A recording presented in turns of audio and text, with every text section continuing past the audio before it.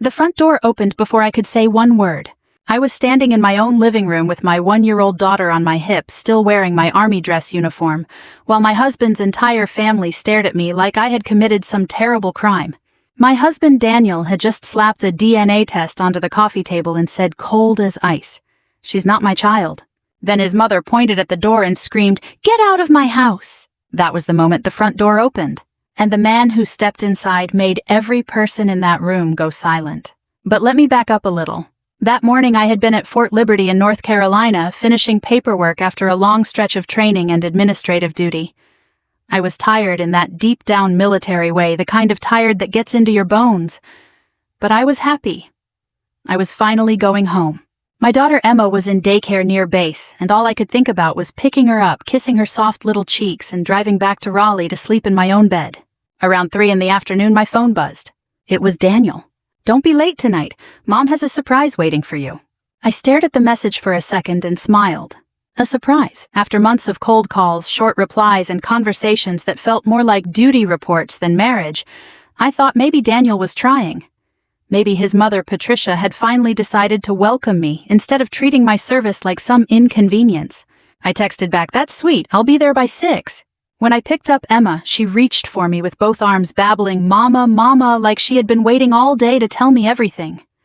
I strapped her into her car seat, fixed the little white bow in her hair, and drove home with the windows cracked, smiling almost the entire way.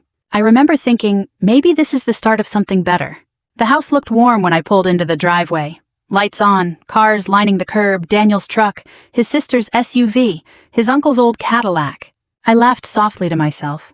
Well, Emma girl looks like Grandma Patricia went all out. But when I carried Emma up the steps and opened the front door, the warmth disappeared.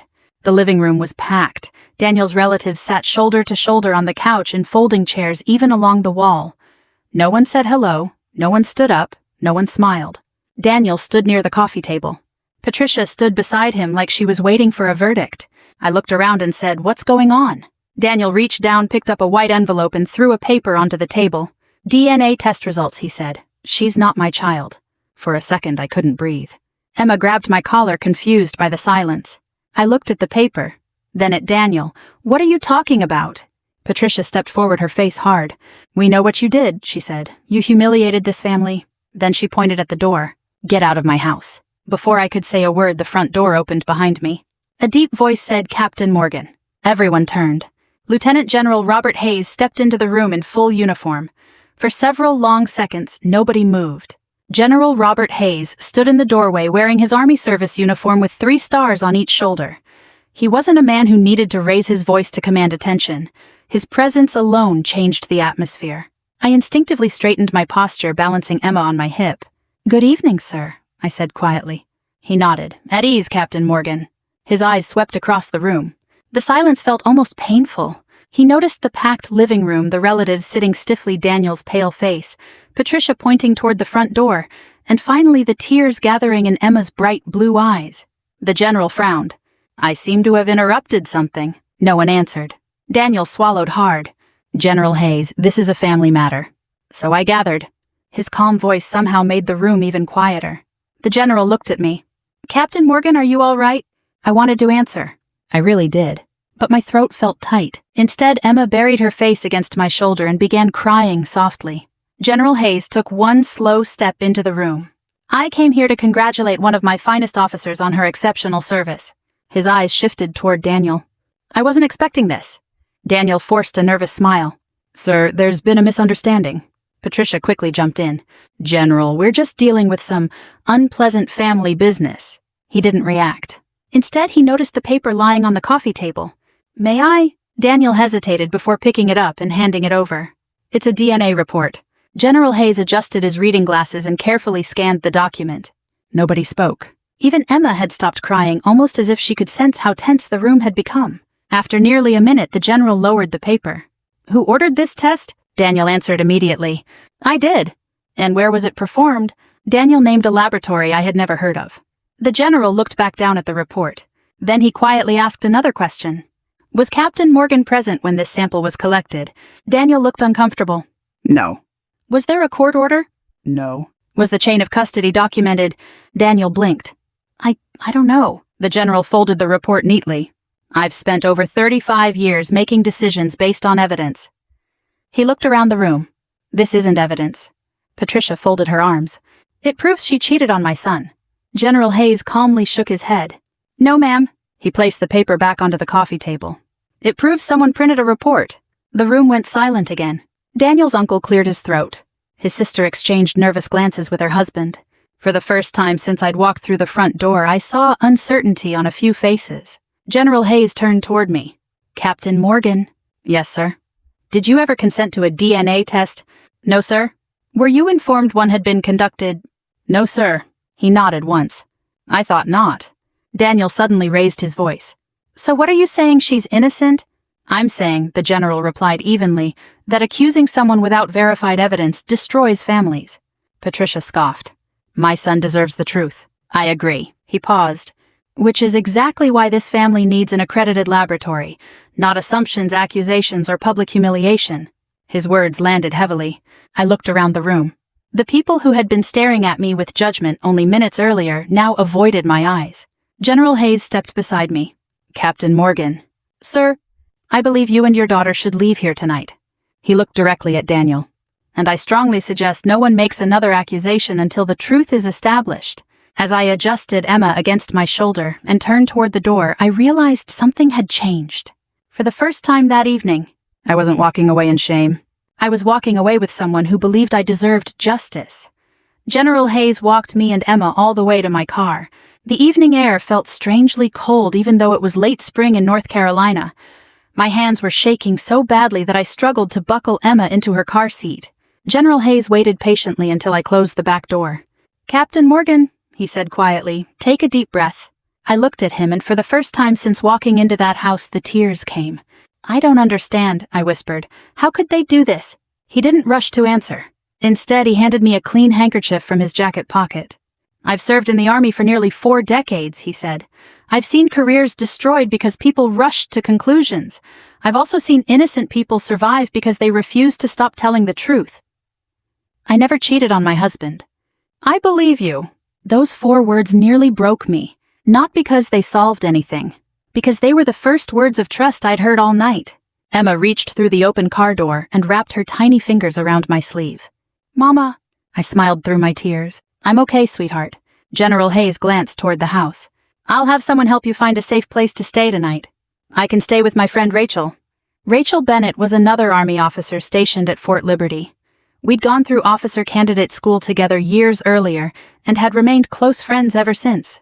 Good. He reached into his pocket and handed me a business card.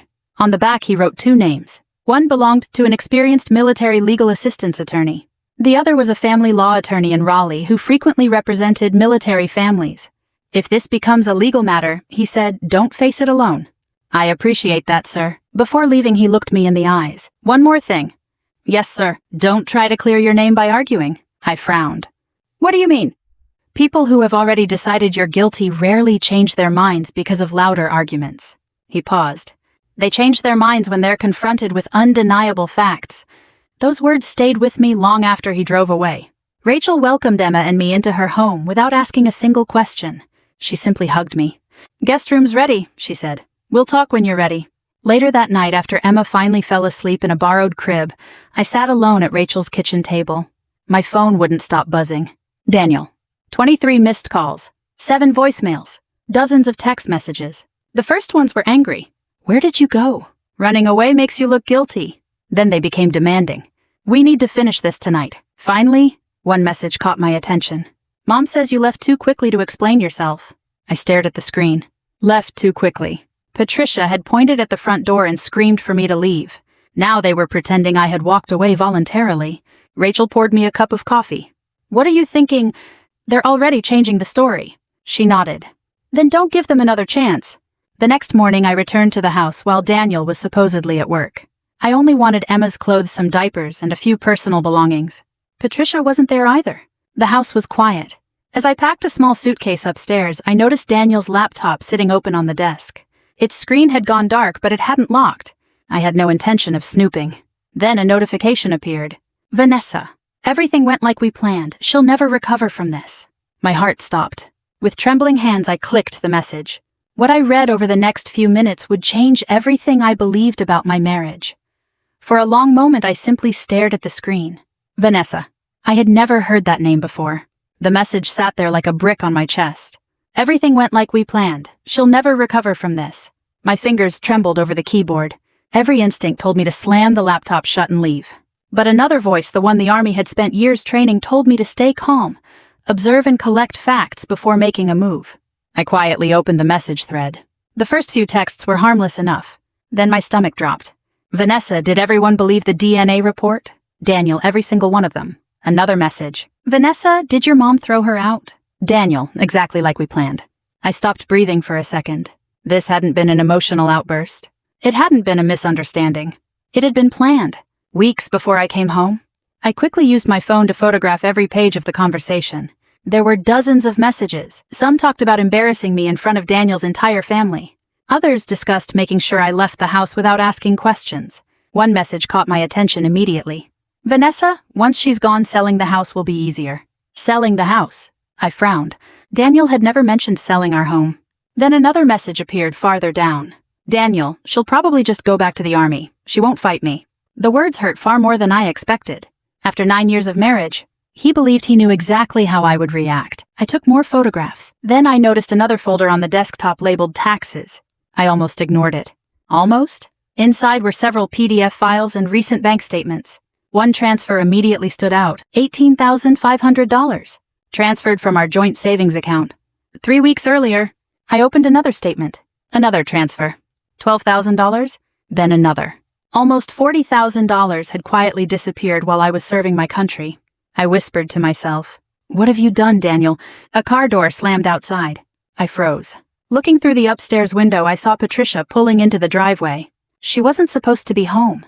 I quickly emailed the photographs from my phone to my private email account, logged out of the laptop, and closed it exactly the way I'd found it. Then I grabbed Emma's diaper bag and hurried downstairs. Patricia walked through the front door just as I reached the hallway. Her expression immediately hardened. "I thought I told you to stay away? I'm only here for Emma's things."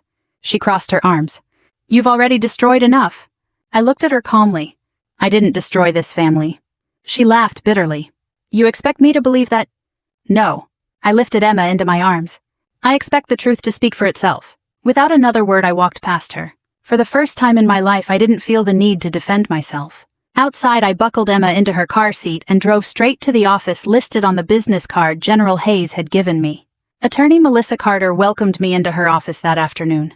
She listened carefully as I described everything that had happened. When I finished, I handed her my phone. She slowly scrolled through every photograph. Her eyebrows rose. Finally, she looked up. "Captain Morgan." "Yes, I've handled military family cases for 22 years. She tapped one of the screenshots. "I believe your husband didn't just try to humiliate you." She opened a legal folder. "I believe he planned to defraud you." The room suddenly felt very quiet. I realized this was no longer just about a fake DNA test. It was becoming something much bigger. And Daniel had no idea his own messages had just become the strongest evidence against him. I walked out of Melissa Carter's office carrying a folder that suddenly felt heavier than anything I'd ever hauled through Army training. Not because of its weight, because of what it represented. Evidence. Real evidence. For the first time since that terrible night, I wasn't relying on my emotions. I had facts. Melissa had asked me to remain calm. "Captain Morgan," she said before I left, "from this point forward, don't confront your husband. Don't warn him. Let him believe his plan is working." That wasn't easy. Every part of me wanted to drive straight home and demand an explanation. Instead, I followed her advice. Back at Rachel's house, Emma was sitting on the living room rug, happily stacking colorful plastic blocks. She looked up, saw me, and laughed as if nothing in the world had changed. I picked her up and kissed her forehead. "You deserve better than this," I whispered. Rachel noticed the look on my face. "What did the lawyer say?" I handed her the folder. She skimmed through the paperwork before looking up. "Oh, Claire." "It gets worse." I showed her the screenshots from Daniel's laptop. She read them slowly. By the time she reached the message about selling the house, she closed her eyes. "I can't believe he actually wrote this." "I can." The words surprised even me. Somewhere deep inside, I realized I had been making excuses for Daniel for years. Every forgotten anniversary, every missed birthday, every time he complained about my military career, every time Patricia blamed me for putting the Army before family, I'd always believed things would get better. Instead, they had been getting worse while I refused to see it. The following morning, Melissa called. I've started tracing the financial records. What did you find? The money wasn't spent. It wasn't... No. She paused. It was moved. Daniel had opened another bank account nearly 8 months earlier, one I knew nothing about. Most of the money from our joint savings account had been quietly transferred there in small amounts. Melissa explained why. People often move money little by little because they hope it won't be noticed. How much are we talking about? Just under $42,000. I sat in silence. That wasn't just our savings. That was Emma's future. The down payment we'd planned for a larger home. The emergency fund we'd spent years building together. I also found something else. What? A consultation invoice. From who? A divorce attorney. The consultation had taken place almost a month before I returned from Fort Liberty. My heart sank. Daniel hadn't made a terrible decision in one emotional evening. He had been preparing for this while I was still serving my country. Melissa continued. And Claire? Yes. The DNA laboratory listed on that report. I waited. It doesn't appear to be accredited. What does that mean? It means the report would likely carry little or no weight in court. So, it may not even be legitimate. I leaned back in my chair. The room suddenly felt very quiet. Daniel hadn't simply believed a fake report. He had chosen to use one. That afternoon, another unexpected call came. General Hayes. Captain Morgan. Good afternoon, sir. I wanted to check on you and Emma. We're safe. I'm glad. He paused before continuing. I've spoken with military legal assistance. So have I. Good. Then his voice became more serious. I need you to remember something. Yes, sir. Your husband wanted you to react emotionally. I know. Don't give him that victory. After we hung up, I looked out Rachel's kitchen window. Emma was chasing Bubbles across the backyard while Rachel laughed beside her. For the first time in days, I didn't feel broken. I felt focused. Daniel thought he had already won. He had no idea that every lie he told was becoming another piece of evidence waiting for him in court. The court-approved DNA test was scheduled for the following Tuesday. Melissa insisted that everything be handled through an accredited laboratory approved by the county court. No shortcuts, she reminded me. If the truth is on your side, let the process protect it. Daniel arrived 20 minutes late.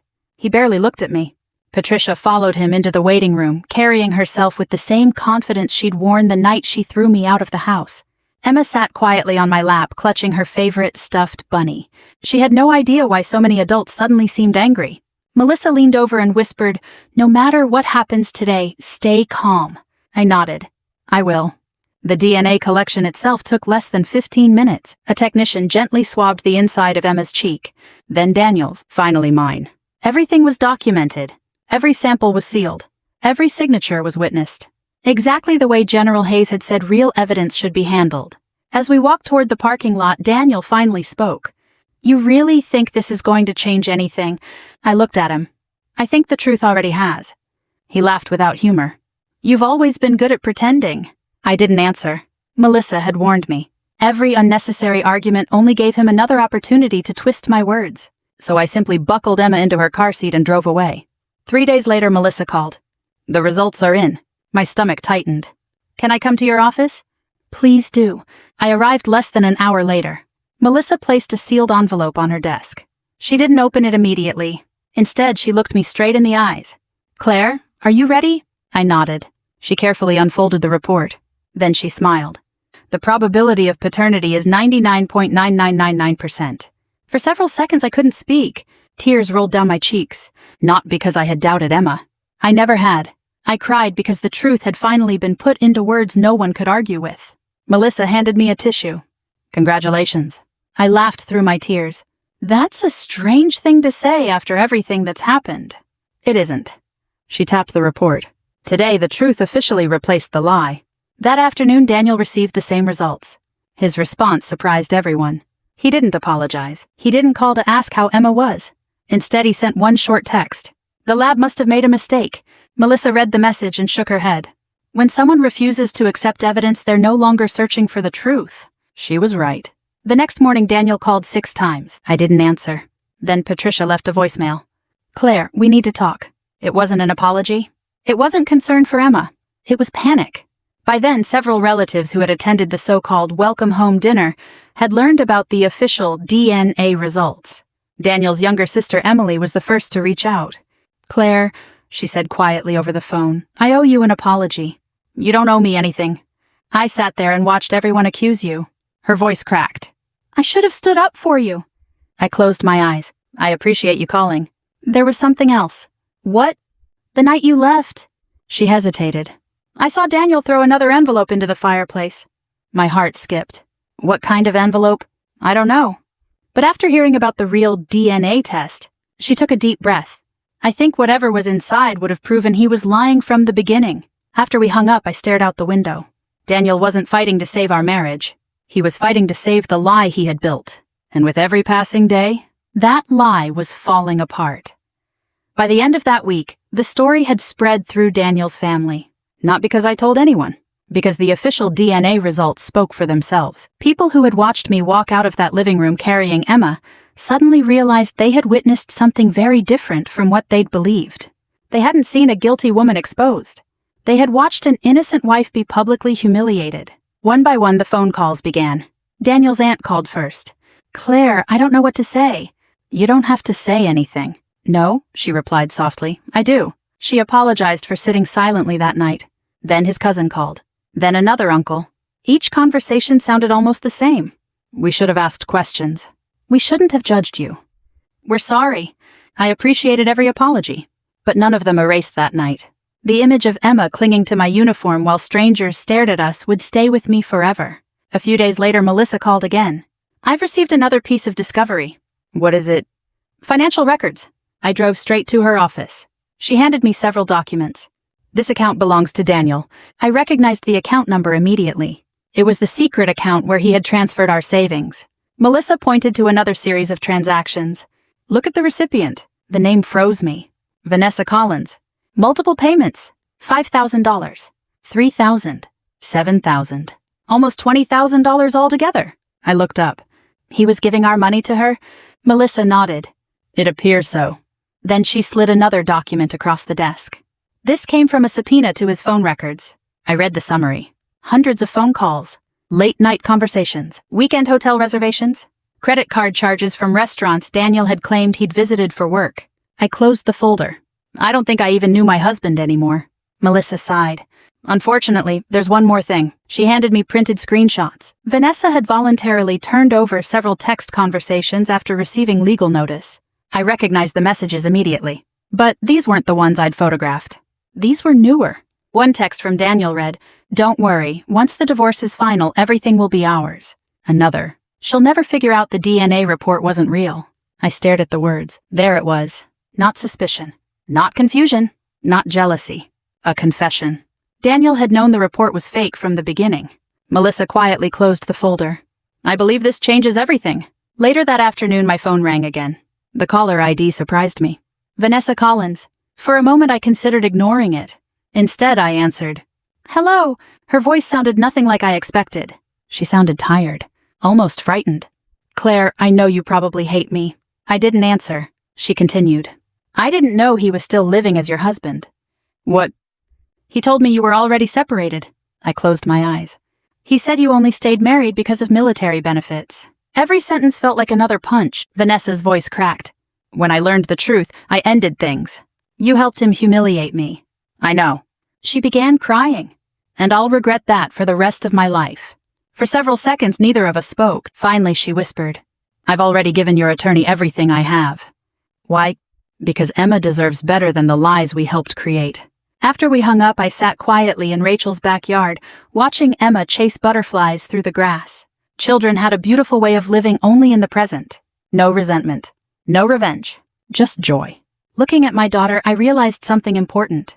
This fight had never really been about proving I was innocent. It was about making sure Emma grew up knowing that truth matters, even when lies seem louder. The divorce hearing was scheduled for the second week of September. By then, nearly 4 months had passed since the night Daniel and his family had tried to throw me out of the house. I walked into the Wake County Courthouse wearing a navy blue business suit instead of my Army uniform. Melissa had given me one simple piece of advice. Today you're not here as a soldier. What am I here as? A mother. Those words stayed with me as I carried Emma into the courthouse. Rachel watched her in the waiting area while Melissa and I entered the courtroom. Daniel was already there. He looked different. He'd lost weight. The confidence he'd worn during that so-called welcome home dinner had disappeared. Patricia sat behind him, avoiding my eyes for the first time. When the judge entered, everyone stood. After opening statements, Melissa calmly presented our evidence. The official DNA report, the bank records showing Daniel's hidden account, the transfers to Vanessa, the text messages discussing the fake DNA report, the screenshots proving the confrontation had been planned before I even came home from Fort Liberty. Not once did Melissa raise her voice. She didn't need to. The evidence spoke for itself. Daniel's attorney attempted to argue that his client had acted out of genuine concern.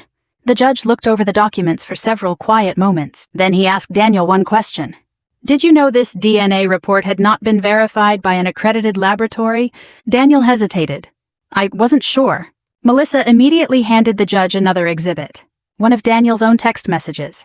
She'll never figure out the DNA report wasn't real. The courtroom became completely silent. The judge adjusted his glasses. Mr. Morgan, his voice was calm but firm. This message suggests you knew exactly what you were doing. Daniel lowered his head. His attorney didn't ask another question. Next came the issue of custody. The judge reviewed Emma's medical records, daycare reports, my military service schedule, and statements from neighbors Rachel and even General Hayes. General Hayes wasn't present in court that morning. Instead, he had submitted a written character reference. The judge read part of it aloud. Captain Claire Morgan has consistently demonstrated honesty, integrity, and exceptional judgment throughout her military career. I trust her completely as an officer and as a parent. Hearing those words nearly brought tears to my eyes. Not because they praised me, because someone had taken the time to defend my character when it mattered most. The hearing lasted nearly 4 hours. Finally, the judge announced his decision. Primary physical custody of Emma would remain with me. Daniel would receive supervised visitation until he completed parenting and family counseling. The hidden money transferred from our joint savings account would be returned to the marital estate. The court also ordered Daniel to reimburse my legal expenses related to the fraudulent DNA claim. When the hearing ended, Daniel slowly approached me outside the courtroom. For a moment, I thought he might finally apologize. Instead, he quietly asked, "Do you really think you won?" I looked at Emma sleeping peacefully in her stroller, then back at him. "This was never about winning." I paused. "It was about protecting our daughter from the consequences of your choices." Without another word, I turned and walked away. For the first time in months, I didn't feel like someone seeking revenge. I felt like a mother who had finally found justice. Almost 6 months passed before I saw Patricia again. Life had finally begun to settle into something that resembled peace. Emma was growing fast. She had started putting little sentences together, and every morning she insisted on helping me make breakfast, even if helping usually meant dropping blueberries on the kitchen floor. I had returned to full duty at Fort Liberty, balancing motherhood and my Army career one careful day at a time. For the first time in years, coming home felt safe. Then one quiet Saturday afternoon, someone knocked on Rachel's front door. Rachel glanced through the window. "Claire." Her voice sounded surprised. "I think you'd better see this."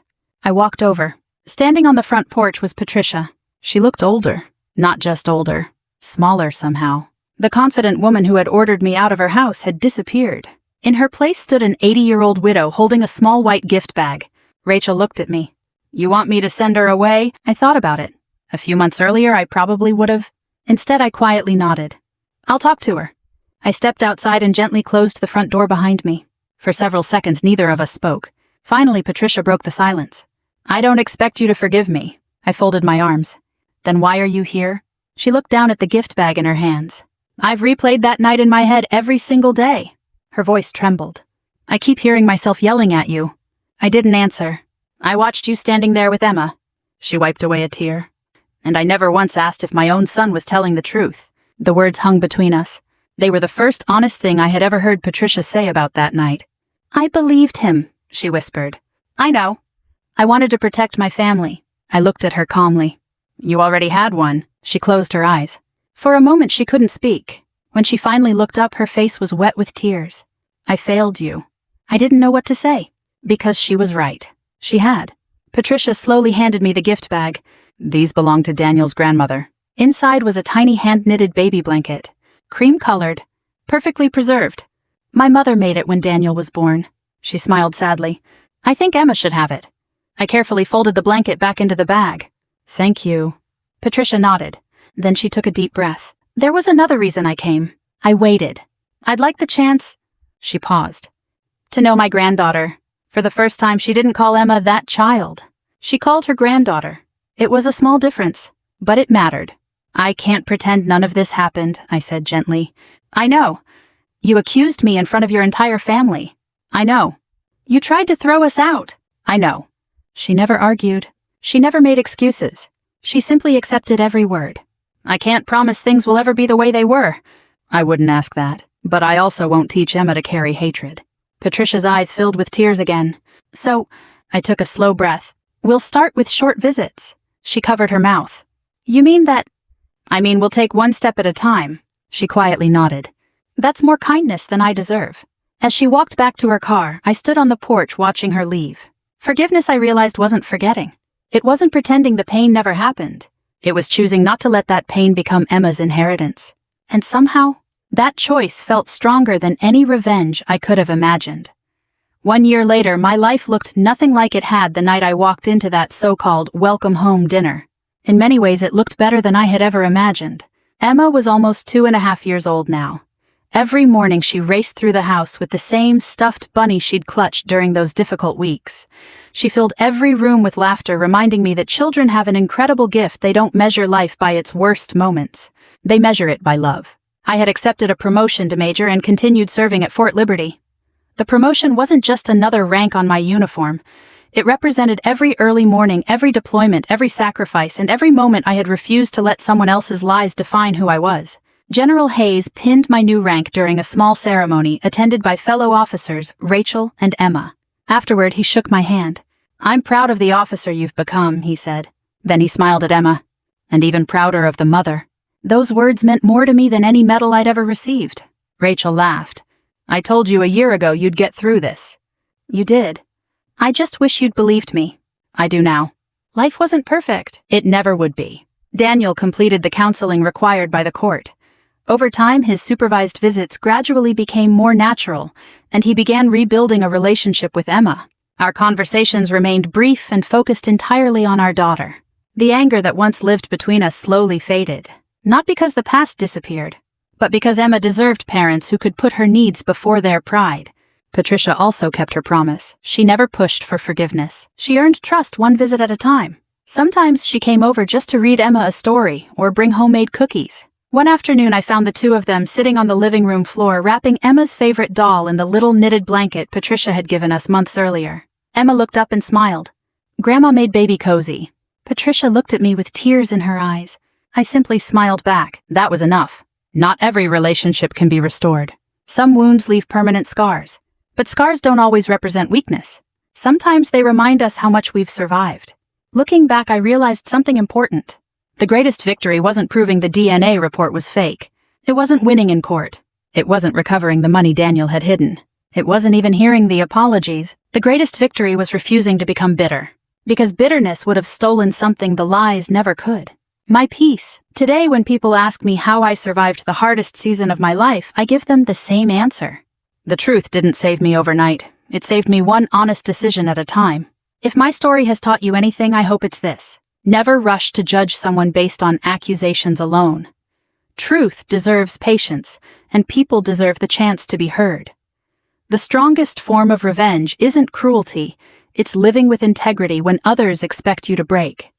Protect the people you love, cherish your family, and never let anger become the legacy you leave behind. And if this story touched your heart or reminded you of someone who needed a second chance, I'd be honored if you shared it with them. Feel free to leave a comment with your thoughts or experiences, and if you'd like to hear more stories about courage, justice, and hope, I'd love for you to subscribe and join me again.